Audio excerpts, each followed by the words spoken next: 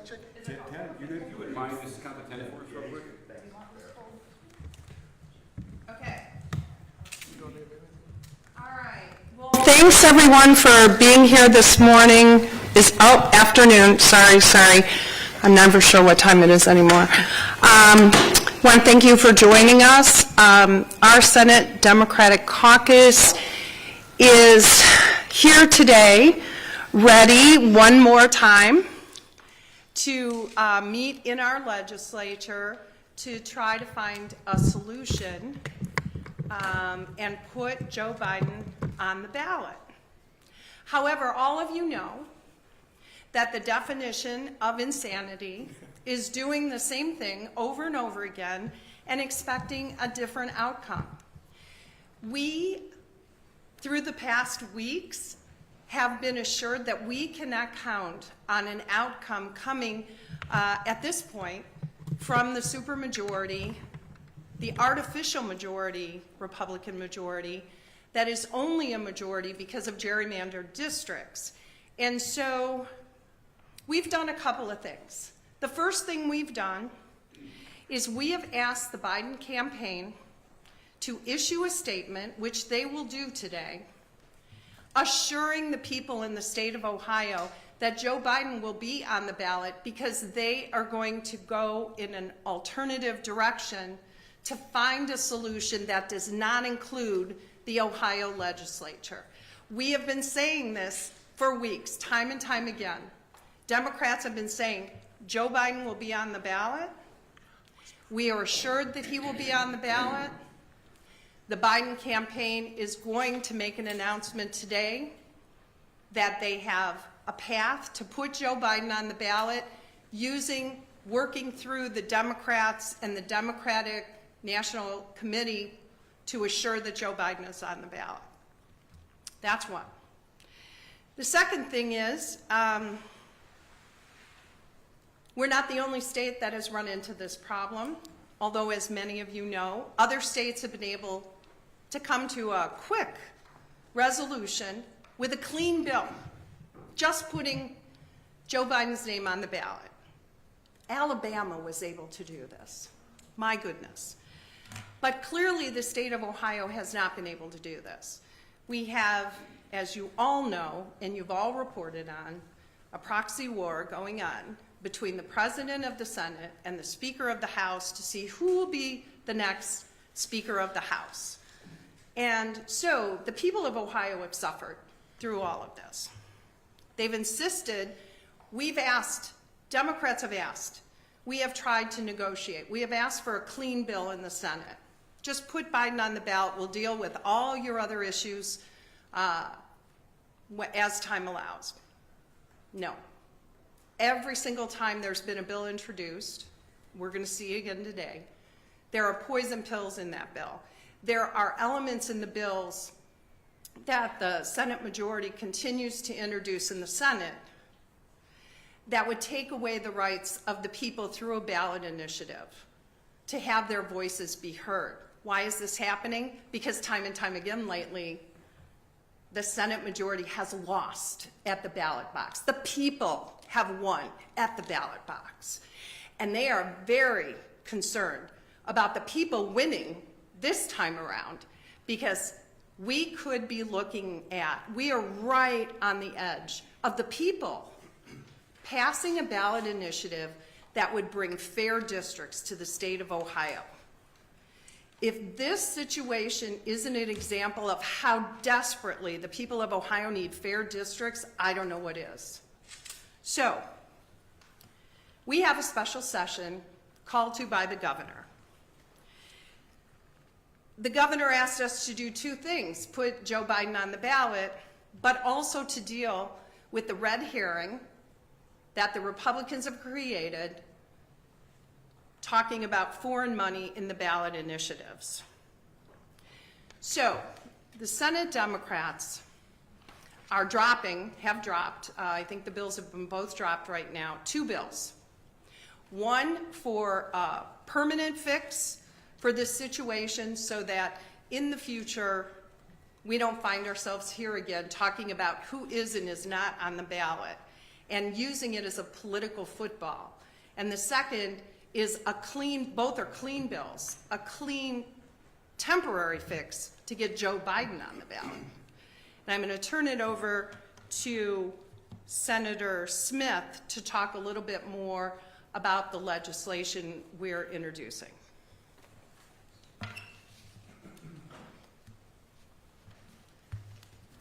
Good afternoon, everyone. Thank you very much for being here. Ohio Republicans are in no way good faith actors in the Biden ballot drama. They're using basically what is a legislative bookkeeping error to make it harder for Ohioans to engage in direct democracy. And frankly, they have a history of changing the rules after they lose statewide ballot initiatives.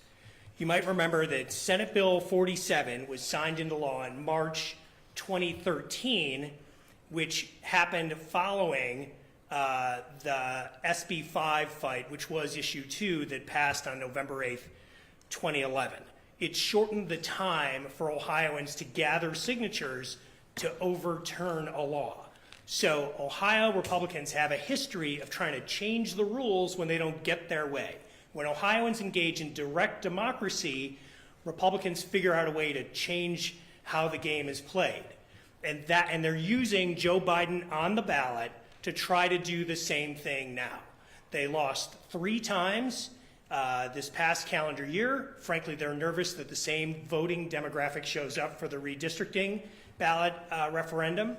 And so they're trying to change how statewide ballot referendums can go. Democracy should have proportional representation in coalition government. That's not the case in Ohio. Democratically healthy states don't hold presidential ballot access hostage as ransom for their own pet desires, and that's what the Ohio Republicans are doing. So again, we've got a permanent fix that the lead sponsor, all 7 of us are co-sponsors of this legislation. Senator Paula Hicks Hudson and I are the lead sponsors on the permanent fix, which would change the time that a political party has to designate their nominee from 90 days out to 60 days out. There's also a temporary fix that the lead sponsor is going to be Senator Ingram and Senator DeMora. Obviously, we'll offer them, Senator Ingram, the opportunity to speak to that. But yeah, this is keep in mind, this is also the group, Ohio, specifically Ohio Senate Republicans. This is the group that tried to end majority rule last year. These are not good faith actors when it comes to protecting democracy and the rights of everyday Ohioans to make their voices heard. And hopefully the permanent fix and the temporary fix will alleviate these hostage-taking negotiations that are currently ongoing and restore the choice that Ohioans want to make this November for president. Senator. Thank you very much. Thank you, of course, for being here today and listening to the, what is only 6 of us? No, it's only 5 of us today. Senator DeMora and Senator Hicks Hudson are not here. But just think about it. Even if they were, there's still only 7 of us. How in the world do we continue to do this and fight this battle unless we are heard with the fact that our colleagues, as Senator Smith alluded to, have done sneaky little Eddie Haskell things to continue to keep us down and to make sure that the people are not heard. This is about the people. This isn't about us. Who's going to be the speaker, who's going to be the president of the Senate. Shame on them. You know, the temporary fixes, my hope is they take one or the other. My fear is, of course, is that they don't listen to the people and they don't listen to us who represent the people just like they do and take either. So I'm hoping that at some point that this little infighting that we've got going on with our playground folks, that they stop the nonsense and make sure that we get a temporary fix, get Biden on the ballot. It doesn't make sense otherwise. And I mean, there's not a whole lot more to say. They told me not to use profanity, so I won't. But it's, you know, shame on us. So anyway, I'm going to give it back to you because I'm getting angry. Thank you. So, as we said, we're convinced that Joe Biden will be on the ballot one way or the other. But we're going to ensure that he's on the ballot without controversial and unrelated provisions that only further take away not just the will of the people, the voice of the people as well. So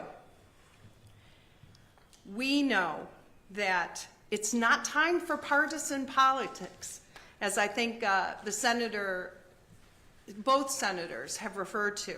It's not time for partisan politics. This is a time to stand up and participate as a legislature to ensure free and fair elections in the state of Ohio, where both majority party candidates have their name on the ticket. That is what would best serve the people in the state of Ohio. The infighting is serving no one, but it's especially damaging to the people of Ohio. And with that, we're happy to take any questions that you have. What's the fix from the National Democrats and Biden? What they tell us is they will call convention leaders and be able to document enough members to vote Joe Biden to certify that he will be on the ballot and to be able to present that to our Secretary of State. They're able to do that.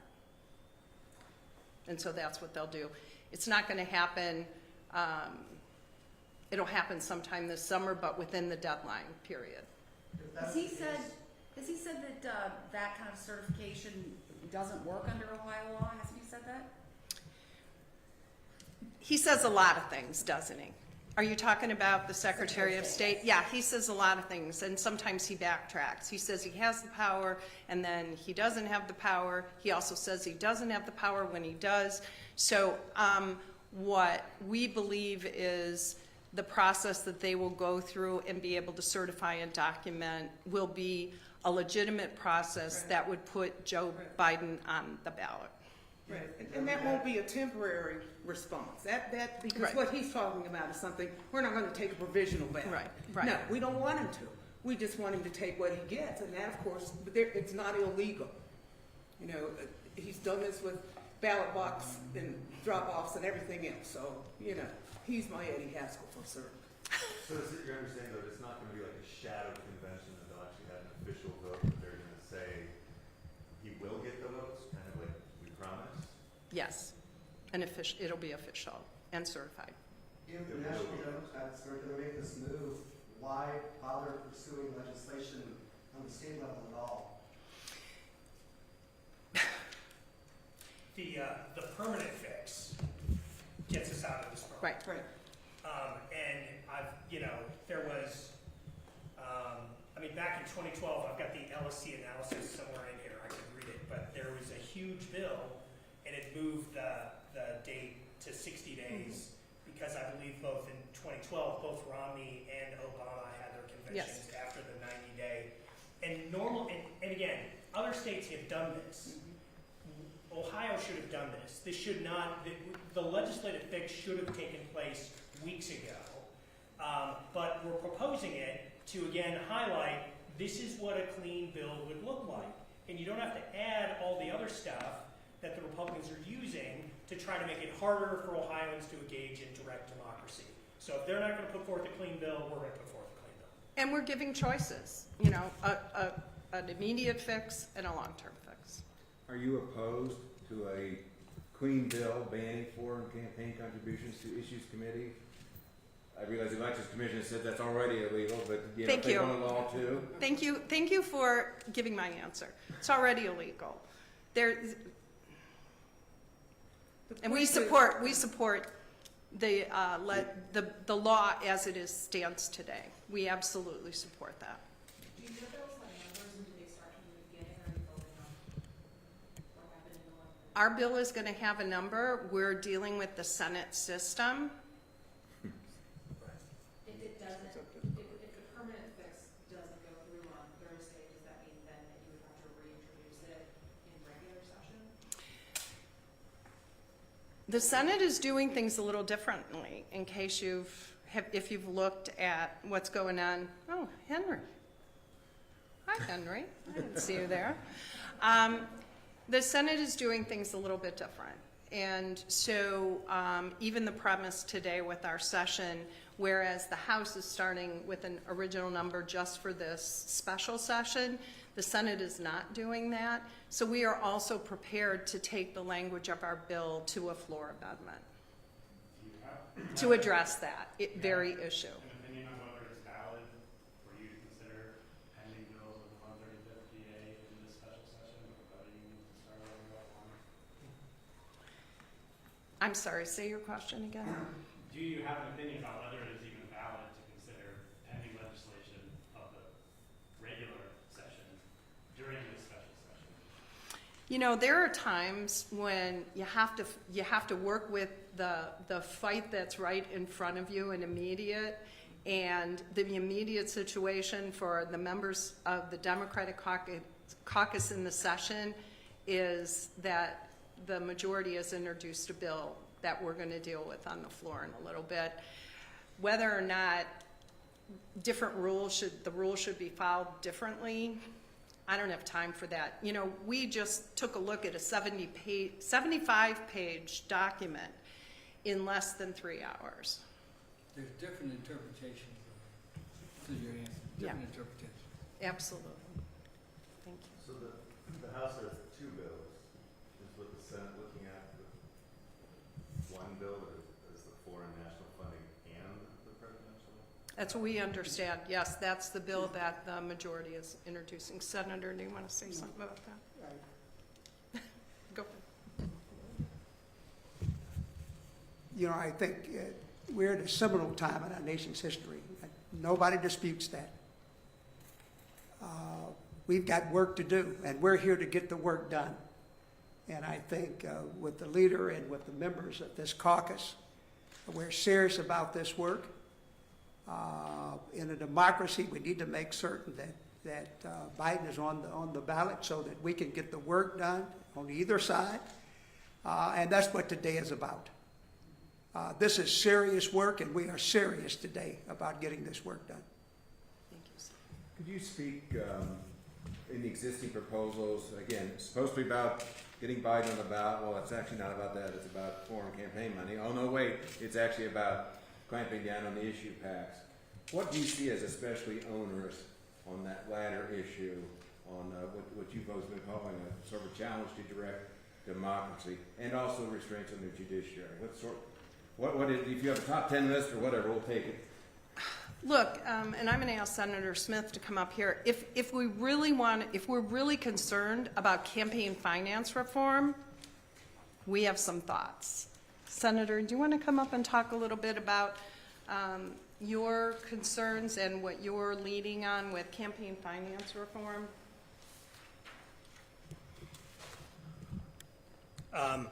So a number of us in our legislative careers have introduced a number of pieces of legislation that have to do with reforming the campaign finance system.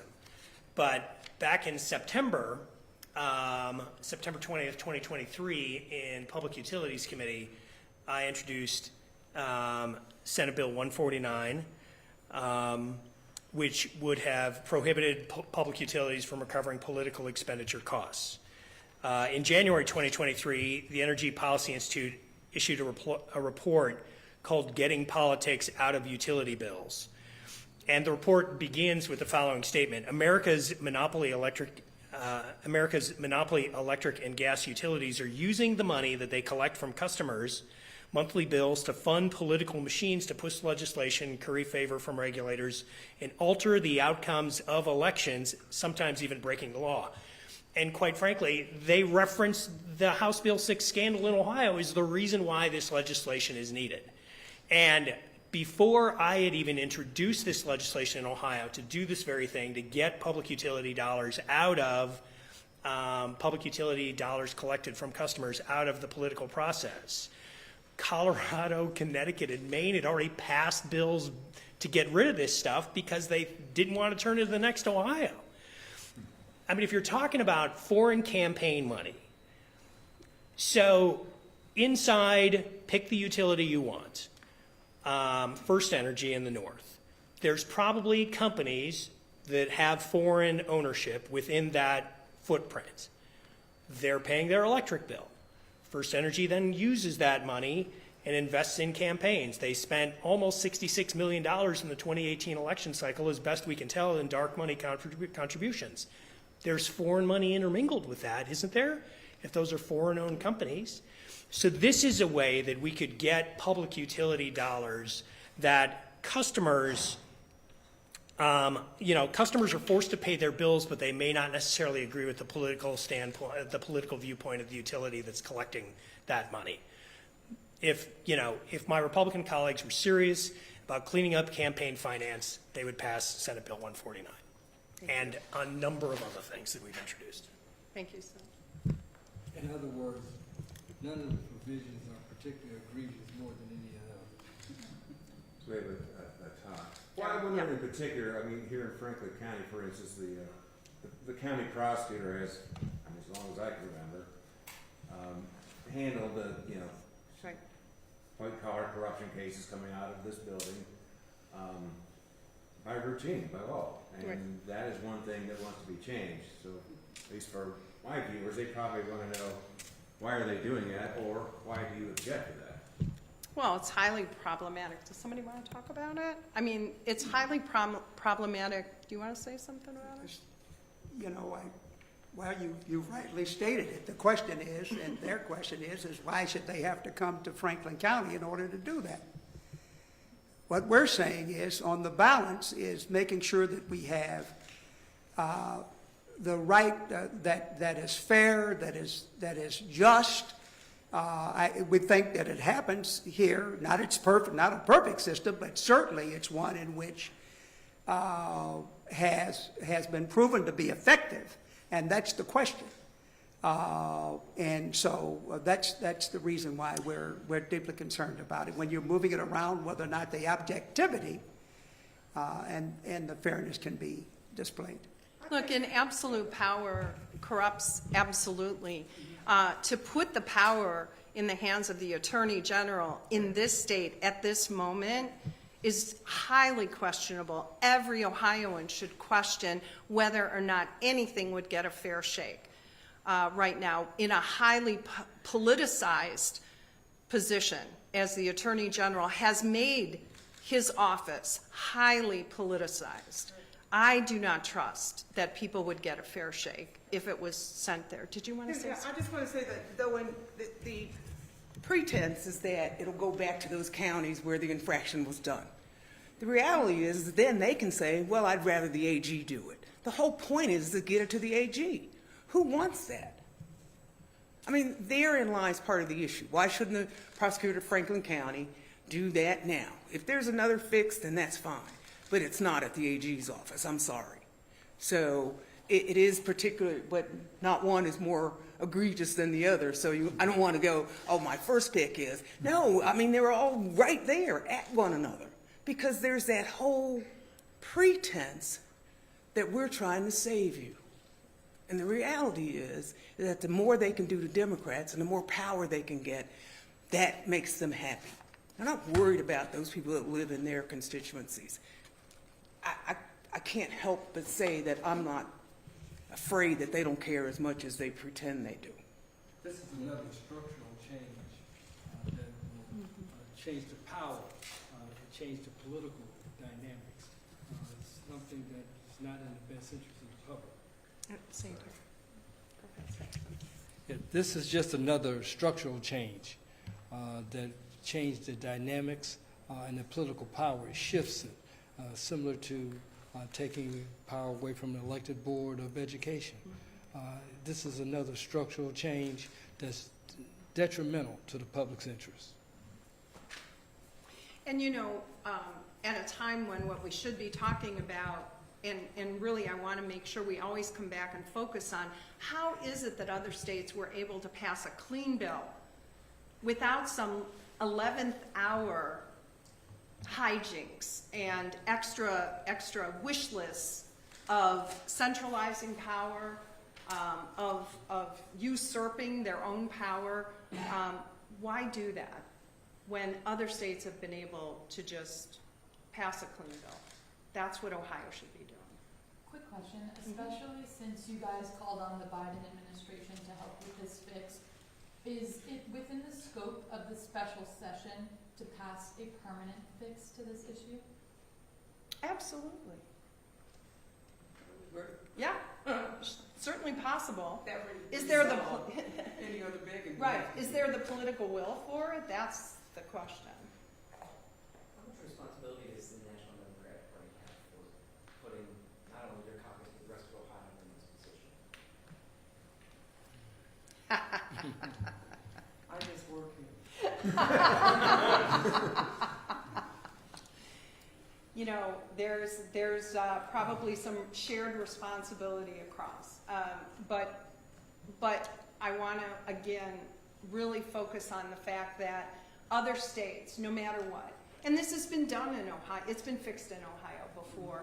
So for anybody to think that this year would be any different from what's been done in the past, and the fact that it's happened on both sides of the aisle, right? And so, you know, last time I checked, we were still one country. And this, I think, speaks to how divided we are, and in the state of Ohio, because of all the Republican infighting. Why is there so much infighting in the state of Ohio? Because they enjoy a supermajority that's artificial, that is out of step with the people of the state of Ohio, which is why we have all these ballot initiatives. If they were in step with the people of Ohio, we wouldn't even be here today having this discussion. But we are, because they are out of step. It's an artificial majority that is not considering the will of the people, and that's what needs to change if we're ever going to see getting back to participating in free and fair elections and making sure that we're a state that's a part of a United States of, you know, but right now we're not. Thank you very much. Sanders. Thank you. Good job. Okay.